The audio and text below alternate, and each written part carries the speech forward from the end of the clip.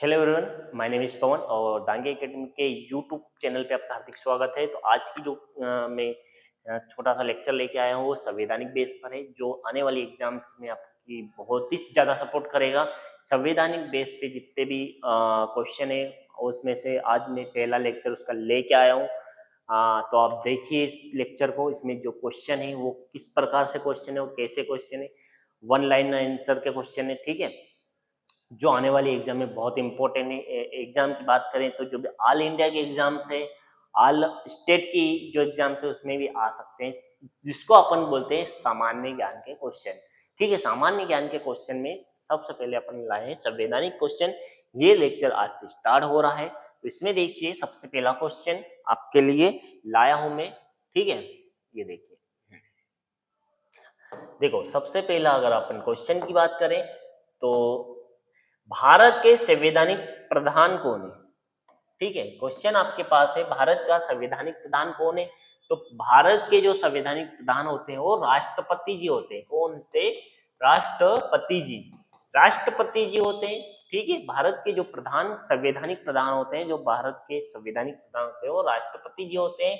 और आज 2025 की अगर बात करें तो आज की जो राष्ट्रपति है वो एक महिला है। कौन है?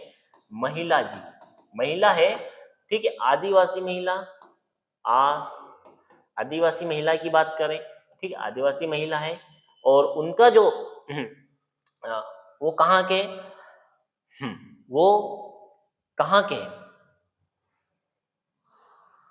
हाँ, ये पूर्वी क्षेत्र के महिला है। उनका नाम है क्या है? द्रौपदी मुर्मू जी, द्रौपदी मुर्मू। ठीक है, द्रौपदी मुर्मू जी है। ठीक है, ये एक महिला है। ठीक है, किस कास्ट से आते हैं तो वो किस समुदाय से आते हैं तो आदिवासी समुदाय से आते हैं। ठीक है ना। चलो अगली बात करें अपन, भारत के प्रथम राष्ट्रपति कौन है? प्रथम राष्ट्रपति कौन है? तो भारत की जो प्रथम राष्ट्रपति है वो डॉक्टर राजेंद्र प्रसाद जी है। तो जो 2 बार राष्ट्रपति बने, जो कितनी बार बने हैं? 2 बार राष्ट्रपति बने। ठीक है ना। हाँ, अगर बात करें अगले क्वेश्चन की तो भारत के 2 बार उपराष्ट्रपति और 1 बार राष्ट्रपति बनने वाले शख्स का नाम बताइए। मतलब जो 2 बार उपराष्ट्रपति बने हैं और 1 बार राष्ट्रपति बने हैं उनका नाम बताइए। तो भारत के 2 बार जो उपराष्ट्रपति बने थे वो डॉक्टर एस राम राधा कृष्णन है, एस राधा कृष्णन है। और वो 1 बार राष्ट्रपति भी बन चुके हैं। ठीक है ना, वो 1 बार राष्ट्रपति भी बने थे। आज अगर अपन बात करें तो आज अपना जो उपराष्ट्रपति वो कौन है? धनगर जी है। ठीक है, कौन है? धनगर जी। लेकिन हाँ, धनगर जी, उन्होंने अभी इस्तीफा दे दिया है। उनका जो कार्यकाल है वो 2027 तक था, लेकिन उन्होंने क्या करा, कुछ कुछ उनकी प्रॉब्लम के कारण उन्होंने क्या करा है, इस्तीफा दे दिया है। तो हाँ, कुछ भी पर्सनल प्रॉब्लम हो या फिर हाँ डिसीज की वजह से, जो भी हो, उन्होंने अभी इस्तीफा दिया है। तो अभी अपने उपराष्ट्रपति का चुनाव होने वाला है इस मंथ फिर या नेक्स्ट मंथ। तो अभी जो है अपने जो राष्ट्रपति उपराष्ट्रपति धनगर जी है। ठीक है, उन्होंने 21 जुलाई के समथिंग शायद इस्तीफा दिया है ना। ठीक है, किस राष्ट्रपति के निर्वाचन के समय दूसरे चक्र की मतगणना करनी पड़ी? क्या समझे कुछ? किस राष्ट्रपति, मतलब ऐसे कौन राष्ट्रपति जी थे जिनके निर्वाचन के समय दूसरे चक्र की मतगणना करनी ही पड़ी? ठीक है, तो वो थे वी गिरी। कौन थे? वी गिरी। ठीक है ना, वी गिरी। चलो अगली बात करें अपन, तो उपराष्ट्रपति का नाम क्या था? सॉरी, उस राष्ट्रपति जी का नाम क्या था जो एक चुनाव में हार गए और फिर बाद में निर्विरोध जीते? मतलब उनके सामने कोई था ही नहीं, है ना, निर्विरोध जीते। वो थे नीलम जीवन रेड्डी, संजू रेड्डी। कौन थे? हाँ, कौन थे वो? नीलम, एक सेकंड, नीलम संजू रेड्डी, नीलम संजू रेड्डी थे, ठीक है ना, जो एक बार तो हार गए और दूसरी बार उन्होंने निर्विरोध चुनाव जीते, ठीक है, चुने गए। भारत की प्रथम महिला राष्ट्रपति, भारत की जो प्रथम महिला राष्ट्रपति थे वो थे प्रतिभा देवी सी पाटिल, ठीक है, प्रतिभा देवी सी पाटिल, ठीक है, प्रथम महिला राष्ट्रपति थी। और अब कौन है, द्रौपदी मुर्मू, ये भी महिला है, ठीक है ना।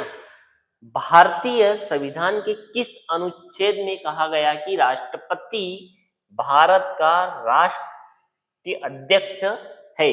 कौन से अनुच्छेद में कहा गया? तो ये अनुच्छेद है तुम्हारा 12, ओ सॉरी 52, सॉरी 52, 52, 52, ठीक है। कौन से अनुच्छेद में? तो 52 अनुच्छेद में, ठीक है ना, आर्टिकल 52 में, ठीक है ना। चलो आगे बढ़े अपन। भारत का प्रथम नागरिक किसे कहा गया है? ये भी भारत का जो प्रथम नागरिक है, भारत का पहला नागरिक किसको कहा गया? तो वो है राष्ट्रपति जी को कहा गया ना, राष्ट्रपति जी को, भारत का पहला नागरिक। चलो चलो आगे बढ़े। भारत की समस्त कार्यपालिका किस, जो शक्तियां हैं वो किसमें निहित है? जो भी कार्यपालिका होती है उसकी शक्तियां किसमें निहित होती है? जो भी अपने भारत में कार्य होते हैं उसकी जो शक्तियां हैं, जो भी कार्य करते हैं, जैसे प्रधानमंत्री करता हो, रक्षा मंत्री करता हो, ठीक है, इनकी जो शक्तियां वो किसमें निहित है? तो वो राष्ट्रपति में निहित होती है। किसमें होती है? राष्ट्रपति में निहित होती है, ठीक है ना। भारत के राष्ट्रपति पद की योग्यता क्या होनी चाहिए? भारत में जो राष्ट्रपति है उनकी योग्यता क्या होनी चाहिए? बताओ फटाफट। हाँ,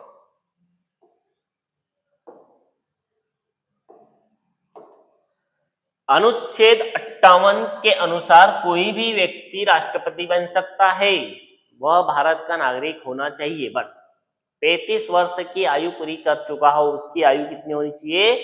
35 वर्ष, इससे कम वाला नहीं बनेगा। ओनली 35 वर्ष लोकसभा का सदस्य निर्वाचित किया जाने योग्य होना चाहिए, और चुनाव का समय, लाभ का कोई पद निर्धारित हो, वह सरकारी पद पे नहीं होना चाहिए, ठीक है, चुनाव के समय। चलो अगली बात करें। राष्ट्रपति के उम्मीदवार के निर्वाचन मंडल के कितने प्रस्तावक और अनुमोदक होते हैं? तो कितने प्रस्तावक होते हैं? तो 50 प्रस्तावक होते हैं, 50 अनुमोदक भी होते हैं, ठीक है ना। 50 प्रस्तावक होते हैं, 50 अनुमोदक होते हैं, ठीक है, याद रख लेना। राष्ट्रपति के निर्वाचन के लिए निर्वाचन मंडल में कितने सदस्य होते हैं? निर्वाचन मंडल में सदस्य कितने होते हैं? बताओ फटाफट। देखो मैं बता रहा हूं आपको कि राज्य मंडल, राज्यसभा, लोकसभा, राज्यों की विधानसभाओं के निर्वाचित सभी सदस्य होते हैं, ठीक है। राज्यसभा में जितने सदस्य होंगे, लोकसभा में जितने सदस्य होंगे, जो विधानसभा में जितने सदस्य होंगे, सभी यहाँ पे निर्वाचन में आएंगे, ठीक है। हाँ, नई व्यवस्था के तहत किस केंद्र शासित राज्यों की विविध विधानसभा के निर्वाचित सदस्यों की राष्ट्रपति निर्वाचन मंडल शामिल किया गया है? ठीक है, जब राष्ट्रपति का चुनाव होता है, किस केंद्र शासित राज्यों के सदस्यों को शामिल किया गया है? तो वो है दिल्ली और पुडुचेरी, ठीक है, ये दोनों के सदस्यों को शामिल किया गया है।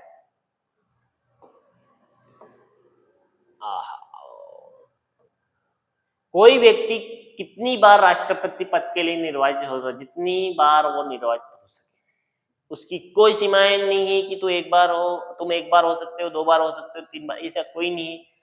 तुम जितनी बार निर्वाचित हो सको, जितनी बार चुनाव जीत सकते हो, उतनी बार तुम राष्ट्रपति बन सकते हो, ठीक है। भारत के राष्ट्रपति का चुनाव किस तरह होता है? चलो, ये अप्रत्यक्ष रूप से, यानी अप्रत्यक्ष रूप से होता है, ठीक है। ये चुनाव हमेशा कैसा होता है? अप्रत्यक्ष रूप से। अप्रत्यक्ष रूप का मतलब क्या होता है कि अप्रत्यक्ष यानी एकल समकरणीय, हाँ, समकरणीय मतभेद उत्पत्ति के द्वारा समानुपातित प्रणाली है। इसका कहने का यह मतलब कि प्रत्येक राज्य के चुने हुए जितने भी विधायक है, लोकसभा और राज्यसभा के जितने भी सांसद है, वो वोटिंग करेंगे, राष्ट्रपति का चुनाव होता है। मतलब ये जो विधायक है, ठीक है, उसके बाद जो सांसद है वो सभी चुनाव में भाग लेंगे, वोटिंग करेंगे। भारत के राष्ट्रपति के निर्वाचन के लिए प्रत्येक राज्य के विधानसभा प्रत्येक निर्वाचित सदस्य को मत मूल्य निर्धारित किया गया है, ठीक है ना। हाँ, सांसदों का अलग मत मूल्य निर्धारित होता है और राष्ट्रपति का अलग होता है। ओ सॉरी, उसका किनका अलग होता है? तुम्हारा अपना विधायक का। देखो अब मत मूल्य क्या होता है, ये देखो, विधानसभा के निर्वाचन सदस्य का मत मूल्य राज्य की कुल जनसंख्या में प्लस 1000 विधायक की कुल संख्या सांसदों का मत मूल्य, ठीक है। विधानसभाओं के कुल निर्वाचित सदस्यों की मूल मतों का योग कितना है? 1000 सांसद की कुल निर्वाचित संख्याओं के अनुसार होता है, ठीक है। जितने भी आ रहेंगे उसे 1000 प्लस होंगे। राष्ट्रपति का कार्यकाल कितने साल का होता है? तो 5 साल का होता है। राष्ट्रपति का मासिक वेतन कितना निर्धारित किया गया था? 2 लाख है। ये आयकर मुक्त है। 2 लाख रुपए राष्ट्रपति को पर मंथ दिए जाते हैं, ठीक है, आयकर। सेनावर्ती के बाद भारत के राष्ट्रपति को कितना सालाना पेंशन मिलेगा? अगर सेनावर्ती हो गया साल के बाद, हाँ, 9 लाख रुपए सालाना पेंशन मिलेगी। 1 साल में उसको 9 लाख रुपए मिलेंगे।